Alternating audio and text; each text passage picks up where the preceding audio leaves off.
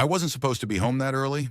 An accident on I-95 rerouted me through the side streets, and as I turned the corner into our quiet cul-de-sac, something caught my eye. A matte black SUV parked near our lawn, half twisted onto the curb like it didn't belong. I'd never seen it before. Jenny didn't mention visitors, and our neighbors were the type to leave notes if anyone was planning to drop by. But this car? It was silent, unfamiliar, and somehow smug just sitting there. I pulled in through the back and stepped inside. The house was quiet, but not the kind of peaceful quiet we usually had after the kids were tucked in. This was charged. Then I heard it. Low music, something smooth, bass heavy. Not her style. Jenny leaned more toward old-school pop and folk, and this felt like a soundtrack for something intimate. I moved toward the kitchen, keeping my footsteps silent. That's when I saw it. A letter on the console table. Handwritten. Addressed to Nico. My chest tightened. Her handwriting was neat, deliberate, and there was a little heart-shaped swirl under her name. Something I hadn't seen since we were still in college. I picked it up, tucked it into my jacket, and kept moving. In the kitchen, 2 wine glasses sat by the sink. One was mine. The other, wider and newer, had a red lipstick stain. Jenny never wore that shade, not since her cousin's wedding 5 years ago. I walked back out, rounded the house, and peeked through the edge of the bedroom window. That's when I saw them. She was kissing a bald man. His shirt was mine, one of the old flannels I kept in the bottom drawer. His hands were all over her hips, and she looked like she belonged to him, calm, smiling, eyes half closed like she was home. I didn't storm in. I didn't shout. I just stood there until the cold started numbing my fingers. Then I turned around, got in my truck, and drove around the block a few times. When I came back, I parked a few houses down, went inside, and acted like nothing happened. The next morning, I faked a reason to return midday. Told her I left some work papers. She barely looked up. While she folded laundry in the living room, I went to the bedroom and slipped my hand under her pillow. I felt it immediately. Thick, cool metal. A men's bracelet, not mine. Stainless steel with a tight magnetic clasp. Still warm from her body heat. That night, I quietly moved a few things into the garage. Tools, framed pictures, and a backup drive with my personal files. I tossed the photo frames into the fire pit and let them burn to glass. The next day, I deactivated our shared iCloud account and scrubbed her access from the kids' tablets. She didn't notice. She was too busy texting someone every time I turned away. I took Max and Ellie to my parents. Told Jenny they had a school project and my folks offered to help. She nodded, distracted. That night, I got a call from a blocked number. A man's voice, low and casual. "Jenny hasn't been yours for a long time." He hung up before I could respond. That's when I activated the hidden camera features I'd installed in our smart home system. Motion capture, audio, heat signatures. Stuff I never thought I'd need but set up after a break-in 2 years ago. I routed all the footage to a secure drive and logged every second. If she wanted to live a double life, I'd record it in 1080p. I ordered a portable motion sensor for our bedroom, small enough to hide under the bed. Then I changed my work schedule. No more routine. I came home at odd hours. Twice I walked in and saw her flinch. Once when she was on the phone, another time while she stood near the window whispering. Still, she said nothing. Neither did I. Then I called Devin, my old partner from the force. We hadn't talked in years, but when I told him I needed surveillance on someone close, he didn't hesitate. "Too weak," he said. "I'll get you what you need." While he followed her, I went back into her digital past. She had forgotten an old email account linked to some shopping apps and a shared drive.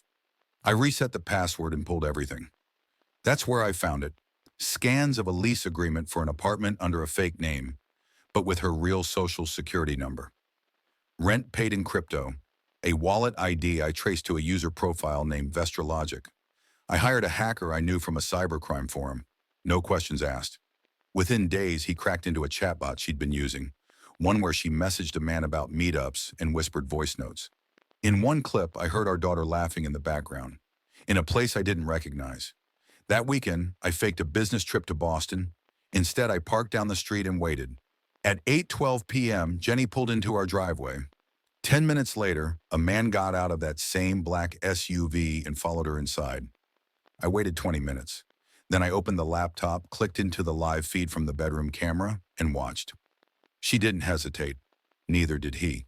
The next day, I broke into her office with a copied keycard and cloned her hard drive. Found falsified work reports, alternate billing records, and spreadsheets that didn't match the ones she'd filed with the IRS. I labeled everything, sorted it, organized it into folders. Then I called my lawyer and scheduled a financial audit because I wasn't just going to catch her, I was going to erase her.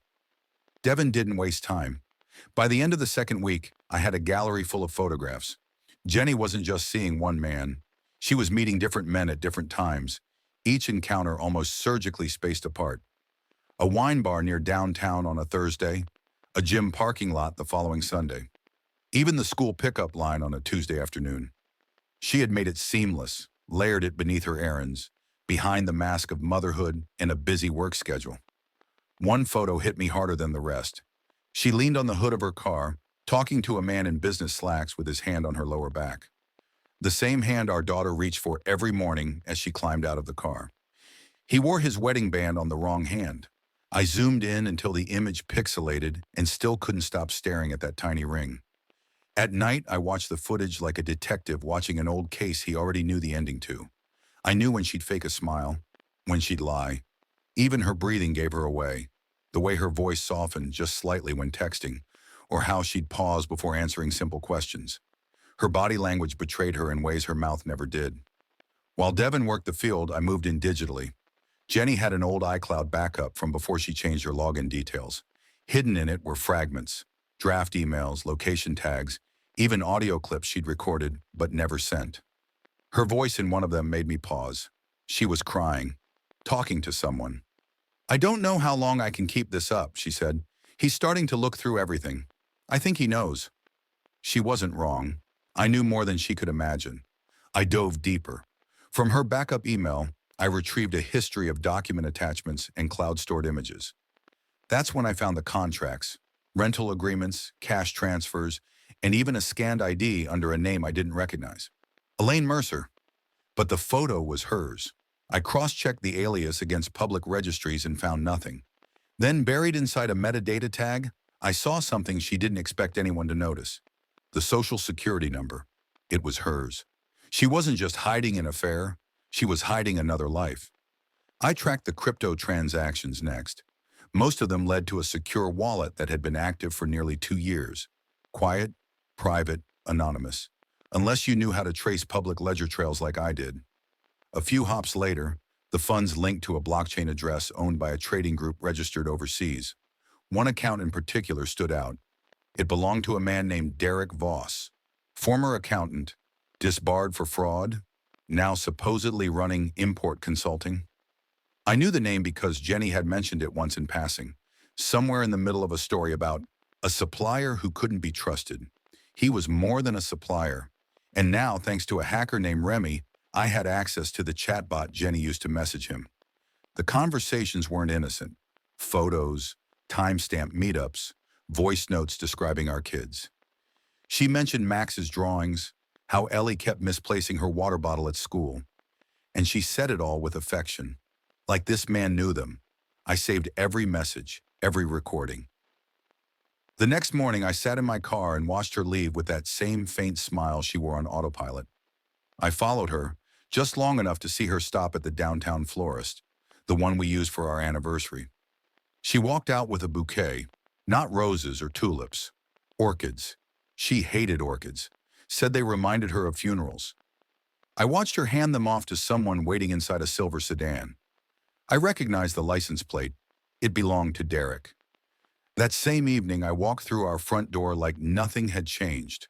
She kissed my cheek, asked about dinner, said Max had done well on his spelling test, that Ellie drew a cool volcano in art. It all felt like a performance, and I played along, because now I had enough. That night, while she slept, I opened the safe she thought was still private. Years ago, I'd installed a bypass system, tucked behind the wall, linked to my phone. Inside was everything she never expected me to find.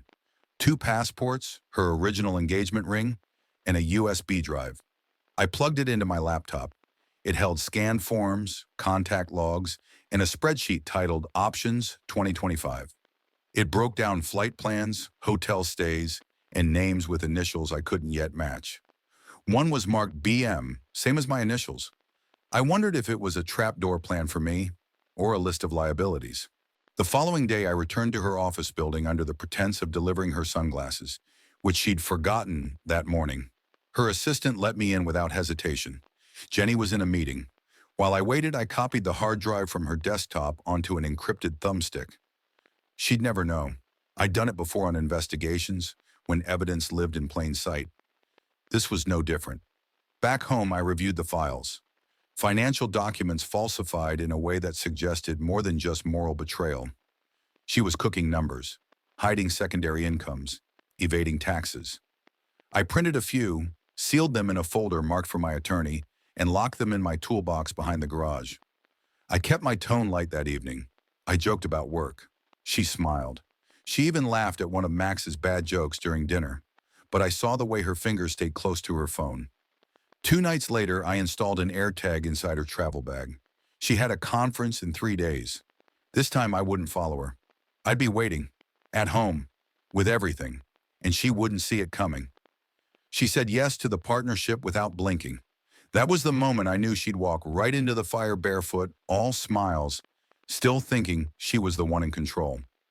I called the fake business North Point Design Solutions, something vague and trendy, just convincing enough to look real on paper. Registered the LLC under a borrowed address from a friend who owed me a favor, built a simple website, and mocked up an investor pitch deck using templates from my old files. When I showed it to Jenny, she nodded like she'd been expecting this moment, like she'd earned a seat at the table. I told her it would be a consulting firm focused on residential development, that I needed her marketing savvy to lock in clients. She bit at the bait without hesitation. The first paycheck, I stalled it. The second, I said the bank froze the account due to compliance delays. I showed her fake emails, even let her sit in on a call with a friend posing as our financial officer. She never suspected a thing, but she started getting nervous. She began sending messages asking to be paid in cash, said she didn't want anything traced. I saved every message, screenshotted every word. Then I filed a tip with the IRS, anonymous of course, included all the messages, screenshots of her asking for unreported income, and the altered contracts I'd pulled from her office hard drive. She thought she was hiding money from me. She didn't realize she was exposing herself to a federal audit. While that storm quietly started building, I began phase 2. Reputation collapse. I launched a blog under a pseudonym, completely anonymous. Called it Anonymous Truths, styled like one of those niche confession sites. The first story I posted wasn't just some vague outline. It was hers, down to the city, to the timing of the conference trips, to the SUV. I blurred the names but used initials, the kind of details only the people close to her would recognize. Then I bought ad space for the site and quietly seeded links on social groups she frequented, fitness forums, local mom boards, even a private real estate chat she joined under a different name. Within days it spread. Whispers, side eyes, questions. People started pulling away from her. Friends, colleagues.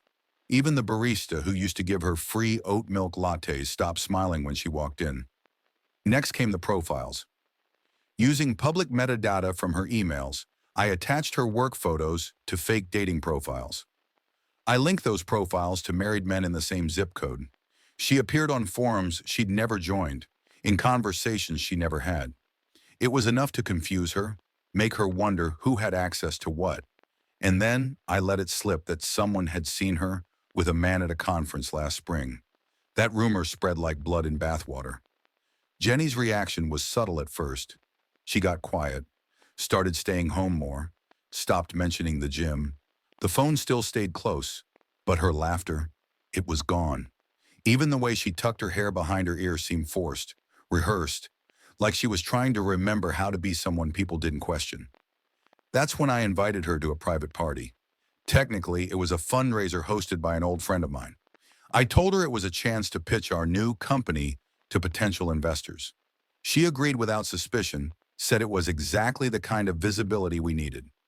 She showed up in a dress I'd seen only once before, tight, crimson, the same one she wore to a gala years ago when she still looked at me like I was the only person in the room. But that night, she walked into a curated nightmare. The guests weren't investors. They were friends of mine, acquaintances, people I trusted to keep their mouths shut but their eyes wide open. They'd all seen the blog. They'd all been warned. We toasted. Small talk flowed. She laughed nervously, glancing at me like she sensed something wasn't right. Then the screen turned on behind her. First, photos of her and Derek at the flower shop. Then her hand brushing against a man's chest outside a gym. Then the school parking lot, the one where our daughter had once made her a paper bracelet, completely unaware of what that lot really was. At the end of the sequence came the closer, a scan of a passport under the name Elaine Mercer. Her real photo, her real birth date, a fake address. Jenny froze, one hand still wrapped around her wine glass, which she hadn't touched. The silence in the room felt like gravity thickening. She tried to speak, but I lifted my hand. That was when security stepped forward. Not dramatic, not violent, just precise. "You're being accused of financial misconduct," I said, not raising my voice. "We'll speak after the police finish with the apartment."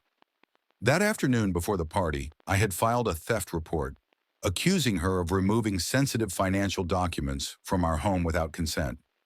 I timed it carefully so the police would search her second apartment the same night. There they found what I expected. Stacks of unregistered cash in envelopes, an unlicensed handgun in the bottom drawer, and hard drives she thought she'd erased. By midnight, she was gone, but not to jail. Not yet. She was released pending investigation. I knew they let her go after a quick statement. She had too many clean records, too many excuses. But it didn't matter, because the next morning I filed for custody. The courts moved fast. By week's end, an interim decision had been made. Full custody to me. She wasn't to approach the children without legal representation. That evening, I walked into the garage, the last place in the house she hadn't tainted, and stood among the tools and spare parts I'd collected over the years. I turned on the light and imagined something new. I wasn't going to rebuild the marriage. I was going to build something better. A school, a space for kids who needed direction. At-risk teens who never got taught how to fix something with their hands. I didn't care if it took every dollar I had left. I had already lost more than money. 2 days later, I launched a website. It wasn't about Jenny, not directly. It was about stories, survival, parenthood. It was called The Second Half, and I posted my story. Not with names, not with spite, just facts, emotions. A roadmap for men who'd been blindsided, for fathers who didn't know how to start again. The response came faster than I expected. Thousands read it. Some commented. Some shared their own stories. Others just thanked me. I didn't check for Jenny's name again. I didn't need to. But then I got an email. No name, just a subject line. "You destroyed everything." Inside was a photo. Jenny sitting on a bench near the water, alone, face hidden behind sunglasses. That same red lipstick. I tore the photo in half and dropped it in the trash. My son Max walked into the room, rubbing his eyes. "Can't sleep?" I asked. He shook his head. I placed a hand on his shoulder, steady. "We're not destroying anything," I told him. "We're saving what matters." The courtroom was quiet the day the judge read the final orders. The air felt still, like it knew everything had already been decided long before. Jenny sat across from me, thin, pale, shoulders tighter than I remembered them ever being. Her hair was pulled back, her makeup too heavy, like armor that couldn't hold up to real war. She never looked at me, not once. The judge's voice was steady, precise. Temporary custody became permanent. Visitation restricted, only through legal channels, supervised if necessary. Jenny protested through her attorney, but not with real force. It was like she knew she'd lost far more than legal ground. She'd lost the mask, and she knew I'd seen the face behind it. Outside, the sky was bright, unapologetically blue. I shook hands with my attorney, nodded silently, and walked down the courthouse steps with Max and Ellie holding onto each of my hands. They didn't know everything.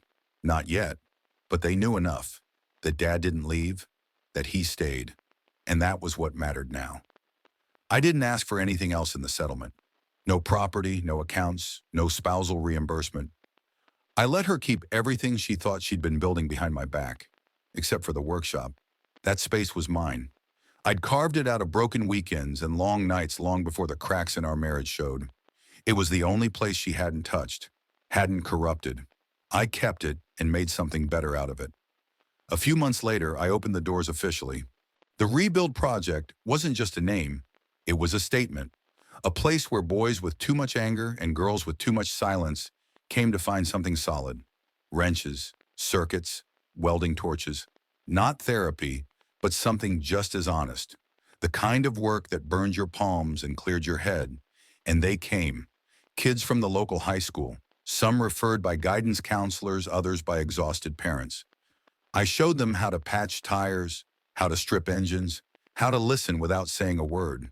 Some of them never even looked me in the eyes when they walked in. But by the third week, they were laughing, teaching each other, fixing more than just machines.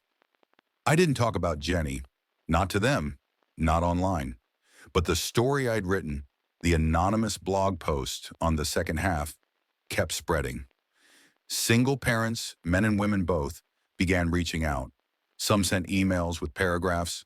Others just sent 2 words. Thank you. And I kept posting. Never naming names. Never needing to. The truth didn't need characters. It needed clarity. Jenny tried reaching out again, 2 months after the final hearing. The email came through a new account, obviously fake, but the grammar was hers. The phrasing. That clipped tone she used when pretending to be reasonable. She asked to meet, said she needed closure, said she still believed we could rebuild something for the kids. The irony made me laugh. Rebuild? I was already doing that, just not with her. My attorney flagged the email, forwarded it to the court. We tightened the no contact order. A few days later, she showed up at one of my workshops, wore a scarf, big sunglasses, posed as a journalist looking to do a feature on community work. Security flagged her within minutes. The facial recognition system I'd installed pinged the moment she crossed the gate. She didn't even make it past the front desk. When they escorted her out, she didn't protest, just walked with her head down, holding the scarf to her face like she was the victim of something she'd started herself. I never told the kids she came. They didn't need that shadow slipping back in. Instead, we kept moving forward. I bought an old van, nothing fancy, spray painted it white and blue with the Rebuild Project logo. Packed up a few bags, loaded the kids in the back, and started our road trip. It wasn't just for fun, it was a mission. Every city we stopped in, we met other people. People who had gone through betrayal, confusion, collapse, and survived. Some came to meetups I organized through the site. Others just waved from across the park when they recognized my face. We shared stories, pain, progress, a quiet understanding among people who didn't get closure, but chose not to bleed out because of it. One night in a small town just outside Charleston, I picked up the mail from a community drop box we'd been using while traveling. A small, thick envelope had no return address. Inside was a photo. Jenny standing near the ocean, one pushing her hair across her face, her eyes hidden behind dark glasses. Written on the back in that same curved handwriting, "You destroyed everything." I looked at it for a long moment, the sand behind her, the waves frozen mid-break. Then I tore it cleanly down the center. Ellie came running out of the van, barefoot in the sand, laughing as Max chased her. They had no idea about the envelope. They had no memory of the courtroom, no imprint of the lies she drowned us in. All they saw was the road ahead, and that was enough. I slipped the photo pieces into the trash, walked to the van, and sat behind the wheel. Max climbed in, eyes shining. Where we headed next? I started the engine, looked at both of them in the mirror, and gave a small nod. Forward. Because the past didn't belong to us anymore. We didn't survive her. We outgrew her. That's all for now, folks. Thank you for being with me today and listened. And if you liked my story, please subscribe, hit the like button, and comment below what you think about all this and what would you do if you were me. Also, don't forget to check my other stories in description below.